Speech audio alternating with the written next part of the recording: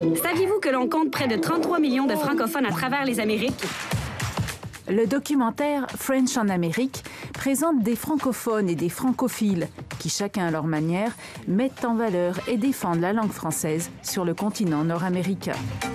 En studio, Vincent Leclerc, acteur. Comme cet animateur d'une radio communautaire francophone dans une petite ville ontarienne. Mes parents ont joué un très, très grand rôle dans... Cet anglophone de Winnipeg qui veut faire découvrir le français aux nouvelles générations. La compagnie prospère. Cet entrepreneur francophone qui a développé son entreprise à Hearst, en Ontario. Combien vous parlez français? Ou ce violoniste américain qui chante en français dans le Midwest. Souvent, on a l'impression qu'il n'y a plus beaucoup de francophones à travers l'Amérique, sauf ici un peu dans l'Est.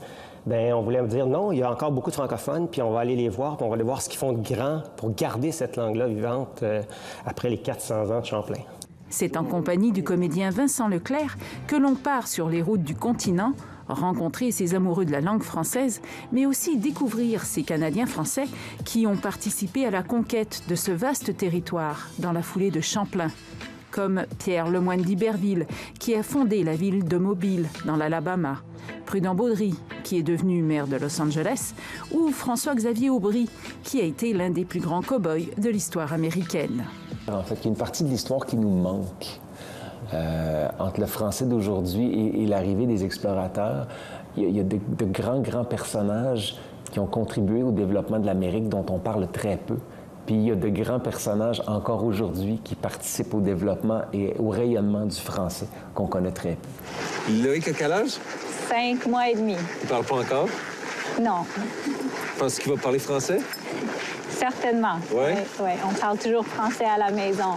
Le documentaire porte une attention particulière à l'importance de transmettre la langue française aux jeunes générations, avec notamment l'utilisation des médias sociaux, et à l'importance d'unir ses forces pour en assurer la survie.